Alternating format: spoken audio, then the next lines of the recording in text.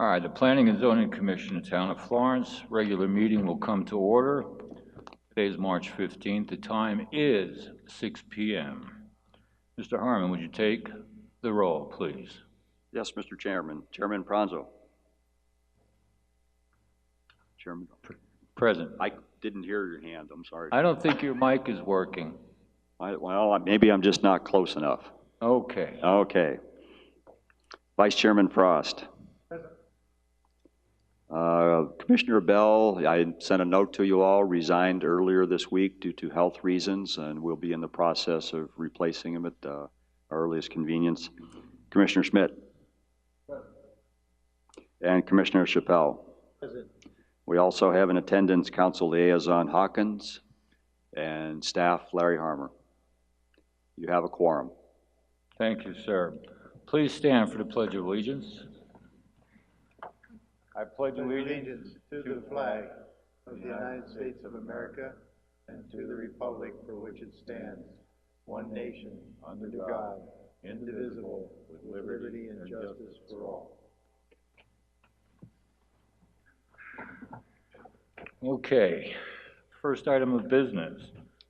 This is discussion, approval, disapproval of the minutes of the regular meeting conducted on February 15th, 2018.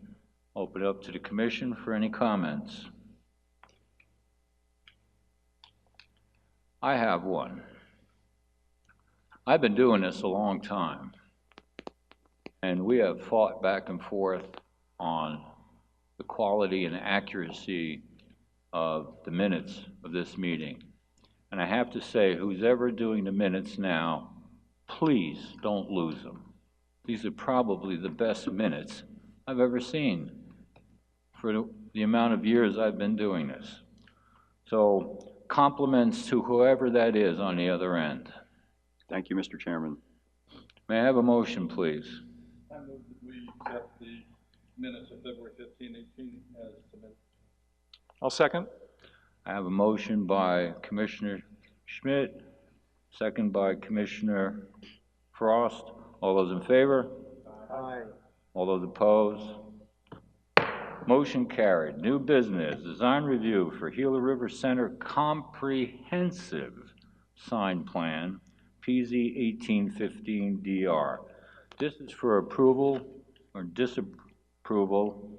The request by Lee Olson and Herschel Head for design review of a proposed multi-tenant commercial comprehensive sign plan located on the northwest corner of Florence Boulevard and Gila Boulevard. The property address is 750 East Gila Boulevard.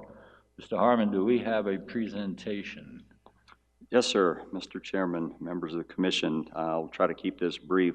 First of all, I want to apologize for my voice if it starts to break out. I've been working on losing it all week. I think I'm going to be successful by tomorrow morning anyway. Mr. Burkhart was instrumental, by the way, our contract planner, in packaging both of the items tonight. He and I did work together on them. Mr. Burkhart is off on spring break with his family, so I will handle both items. The building in question, or the signs in question, has been in existence for a period of time. The signs that are on the building now were placed there through an administrative approval process because at that time it qualified as such. There was only 2 tenants, and with a monument sign of any type was not under consideration at that point. Normally, on a blank building, that all of the signs would have come in at one time. But since these came in separately and there was only a couple of tenants at the time, they were done administratively, which is noted in the staff report. The existing 3,600 square foot building they're also making some minor site improvements to clean up and make the site itself more appealing. And the applicant has determined that the building can handle up to 8 different tenants at some point or another. So the comprehensive sign package basically tonight acknowledges the signs that are already in existence, plus provides a monument sign out in the front where individual tenants, as they move onto the site, would be able to access signage for their businesses. I'll walk you through it very quick. quickly here. This is PZ 1815. This is a one-year design review approval. What that means is if the monument sign is not constructed within that 1 year, should you approve it tonight, they would have to come back in for a reevaluation of the package. I don't think that's going to be an issue. The site itself, located just off of the Pinal Highway, or Parkway rather, on Gila Boulevard, on the northeast corner of Gila Boulevard and Florence Boulevard. The sign location will be out close to the corner, but outside of the site visibility triangle that's required. This cites it just a little bit more definitively as far as where it'll be located. The schematic of the tenant sign, monument sign, placed over a photograph of the site itself. The dimensions are well within the requirements of the zoning code, and the sample signs on the right are those are going to be the types that would be inputted into those slots or into those different panels, with the Gila River Center being the very top one. Generally, that's our presentation for this evening. Unless you have specific questions of the commission, we'll open it for your deliberation and or questions of the applicant who is present. This is inside the, first let me open up to the commission for questions. Mr. Chairman. Please. I just had a couple of questions. I'm not opposed to this. I support it, but I just had some questions about on page 2 where it talks about additional information about proposed signage. I was trying to do the math and I never could get it to come up with the same thing. So maybe I'm just asking for a little bit of tutelage so that I better understand how the math works with all these square footages. On the 3 points right below additional information, well, the total sign area that would be allowed for the site is 168 square feet. That would include building and monument signs.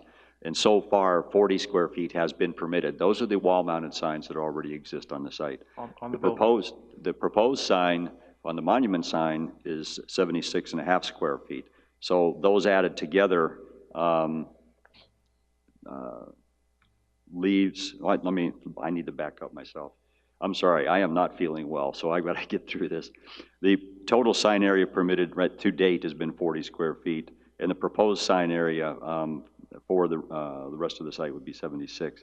The new sign itself, the monument sign, is only actually 36.5 square feet, where 48 would be allowed for the monument, so it's actually under the square footage, which leaves a little extra that could go on the building as far as the total site allowance. Without doing the math, basically, that leaves somewhere in the neighborhood of 70 plus or minus square feet of sign that still could be used on the building itself for the any additional tenants, remaining 6 tenants. Okay, I think I partly figured out how I'm getting confused, because it says total proposed sign area is 76.5 square feet. That's on the new sign. Mm-hmm. But then when you skip down to the third bullet point, it says total of 36.5 square feet of new sign area. Is that a typo? Should it be 76.5? I believe so. Okay, that clears up that clears up my understanding then. The math works now. Thank you very much.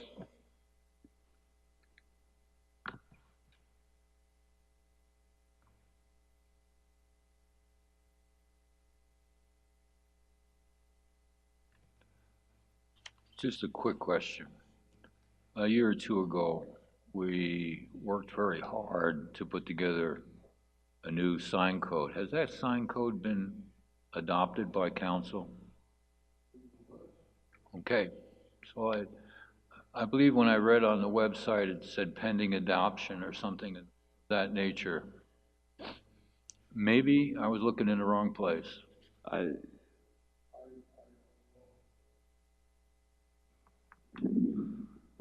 I don't go on the website.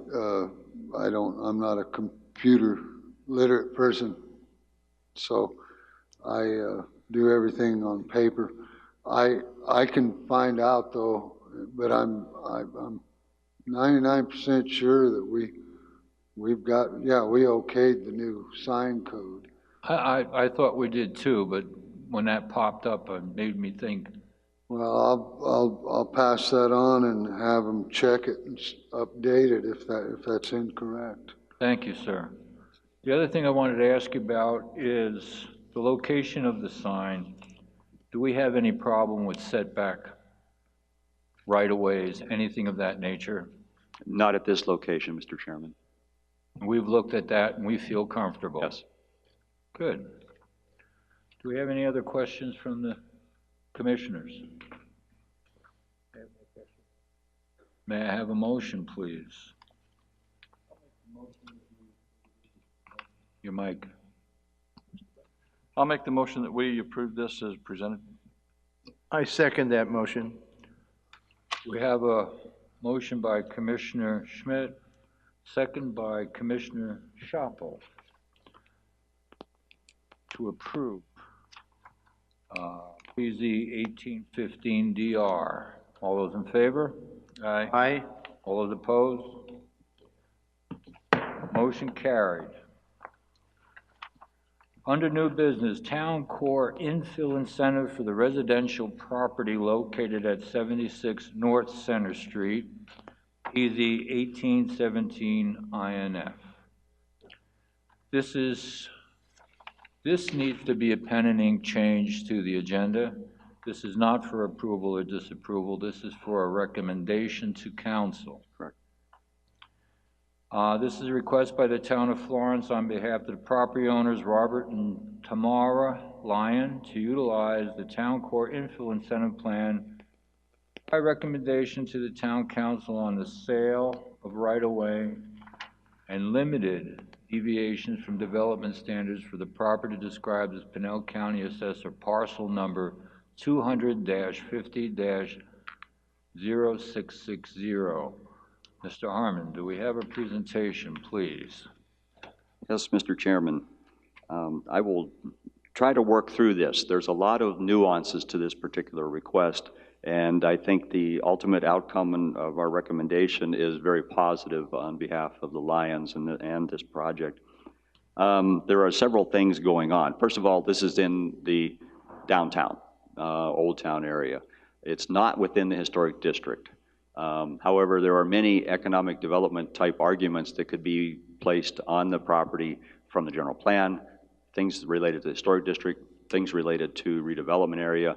A lot of different discussions can take place as far as finding ways to work with existing non-conforming structures and developments around the downtown. And this is one of those particular instances. The site, as you can see, is at the southwest corner of 12th Street and Center Street. You can see at the northwest corner of the site, there is a structure. It's an old garage that is being removed. They'd like to replace it with a slightly larger garage, and they're also putting in a swimming pool. This is a location where there is some excess right-of-way. The Center Street is not going to be built any wider than it is today. There is a certain amount of right-of-way behind the sidewalk that the town has no use for, and we are examining this in other locations of downtown, but this kind of brought us to our attention. So that the first part of this discussion is relieving the town of the obligation of maintaining that 7.5 feet of town-owned right-of-way and conveying it to the adjacent property owner. The legal department is working on a ordinance to that, or resolution to that effect, that would accompany this should you recommend approval to the town council at an upcoming meeting. We have the legals already done at this point in time, and that will be part of that discussion.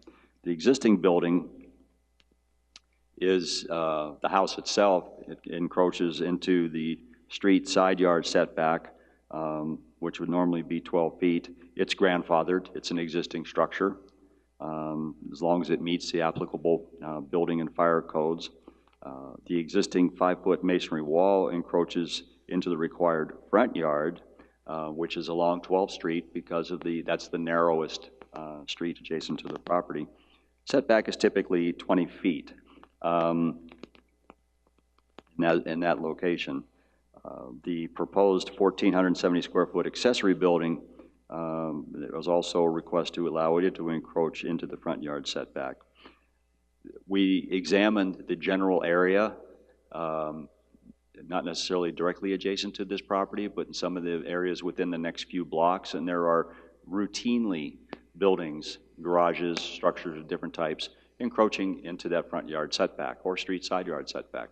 Again, it's an older area. A lot of these structures have been built over time, prior to codes, prior to development code, and it does reflect the type of historic urban character that you find in old territorial towns, not just in Arizona, but across the Southwest.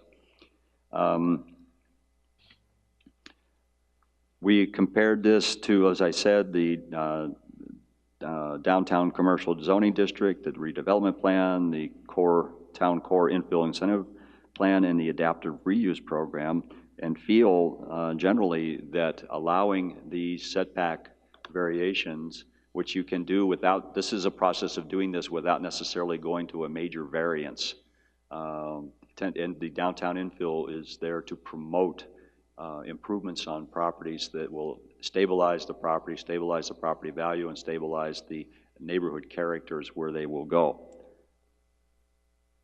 This depicts where the property lines fall as they relate to the existing home, where the swimming pool is going in, which is fine as far as location is concerned. It also shows where the new garage will be as it relates to 12th Street. Architecturally, the new garage has a very territorial feel to it as far as its elevations are concerned, excuse me, and what will be visible from the street, which would be limited to generally the front and maybe the roof line itself, all which is within character for the downtown historic character itself. The intent of the infill district is to encourage new investments and stabilize property values, and we feel that this project does that admirably. Staff's recommendation is for positive recommendation to the commission to pass on to the council. We anticipate that this actually would go to council on the 16th of April. The deadline for packets, et cetera, was this morning. So we wouldn't be able to get it there on the 2nd. We thought we would be able to, but we're looking at the 16th at this point. I will open it up for any questions. The applicant, Mr. Lyons, is here. If you have any specific questions of him. I'll open it up to the commission. Please, Mr. Frost. Just to clarify what I'm looking at here, this home is actually built right now within town right-of-way. It's not only not meeting setbacks, it's within the right-of-way. No, the home is actually right on the right-of-way line. It's my understanding. I would have to ask my director to verify that, but I believe it's actually. According to the survey you provided us as part of our packet prepared. Let me take a look here. Hanson Engineering, it's actually encroaching. Yeah. Oh, there it is. Yes, I apologize. You are correct. So that the transfer of the property to the applicant actually would put it at the right-of-way line. Right. Yeah. With this change. Okay. And so my question is, knowing how municipalities are required by state law to dispose of property, it has to be a public sale. Does the town core infill incentive plan provide a way to deal with situations like this that are absolutely unique and special, so that we don't get a bidding war and some kind of weird things happening? Mr. Chairman, Commissioner Frost, it's my understanding through the town attorney that it can be a direct transfer. There would be a price attached to it. I believe they're working on that. But when it's not a developable parcel like this, and I've worked with this in other communities, historically, if it's an undevelopable parcel by itself, then there can be a direct transfer to the adjacent property owner. Good. Thank you. Just please, for clarification, currently the town holds the liability on that property, correct? On that right of way. Mr. Chairman, Commissioner Schmidt, I'm not a lawyer. I'm not going to presume to know the exact answer, but I would have to think that yes, we would. And with the sale of it to these individuals, then that would just add on to their private property and the town would no longer be liable for it. That's what my understanding, and it also places a little bit more property on the tax roll. Thank you. I think it's a good idea to introduce some information at this time. Prior to Mr. Hanson becoming a prominent surveyor in this area, if you were to hire two different surveyors to ask them to find one single point, they will point to two different areas. The boundary lines are not very clear. Mostly it's telephone poles in the center of a street, which may or may not be where it's supposed to be. So finding a property built in the 1880s that encroaches onto what we now call right-of-way is not unusual. It's really fairly common this side of the tracks. So keep that in mind as you look at these things. Mr. Chairman, I agree with you completely. There are numerous Arizona towns where I've worked in the past that, as an experiment, we would start at either end of a block and based on all of the dimensions that we found on the old plats, see what would happen. They never met. No, they don't. And Florence is no different. Mm-hmm. Mr. Chairman, Please. a question. I see that it's been mentioned that the setback should be at least 20 feet, but in this particular case, it's been approved at 5 feet. Does that mean this sets a precedent, or in the future, will staff have, or you have the opportunity to make adjustments to fit the situation? Mr. Chairman, Commissioner Shopel, this doesn't really set a precedent per se. Keep in mind that most codes, and ours is no exception, were written for vacant lot development, where you can honor certain setback requirements and things like that. They don't really reflect what has historically been already developed within that community. That's the nature of what the infill incentive program is about, in part, is to allow the recognition of the historic nature of development around the downtown. Hence, 0 setbacks for commercial buildings, for example, and things of that nature. As a city attorney told me once many years ago, you are never doomed to repeat a bad decision in the form of a precedent. Precedents can be argued, but not necessarily always won. So in this particular case, I don't believe that we are setting a precedent. We are recognizing the historic development fabric of the downtown. Okay, I have one further question. I see that the wall providing safety to the pool, 5 feet. Mm-hmm. I'm concerned that that might not be high enough. I don't know how much availability there will be for young kids to climb the wall and get into the pool. Is it possible that that wall could be higher? The wall requirements and the fencing requirements surrounding a swimming pool are part of the building code, and I believe that's being addressed.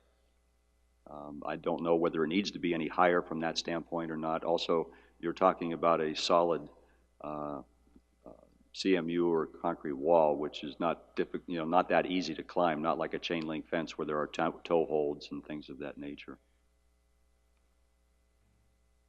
Well, it seems to me that, a lot of young adults, if you will, or young guys are taller than 5 feet and can easily get over the wall into that pool into the cover of darkness or whatever. Just a concern of mine for safety reasons. And we can address that during the permit process with the applicant. Okay. Would you like to hear from the applicant on this? I don't want to get to a point where we're writing code here, No, I understand. okay?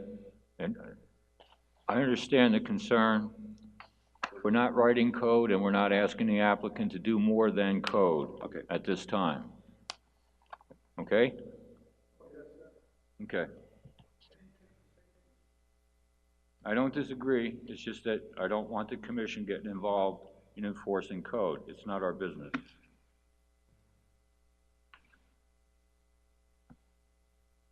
Gentlemen, any other I comments? have no further comments. One more question. This, according to this, that 5-foot wall around the pool, that's an existing wall, is that correct? Yeah.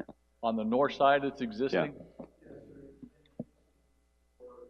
Please, if we're going to make comments, please come to the podium, your name and address.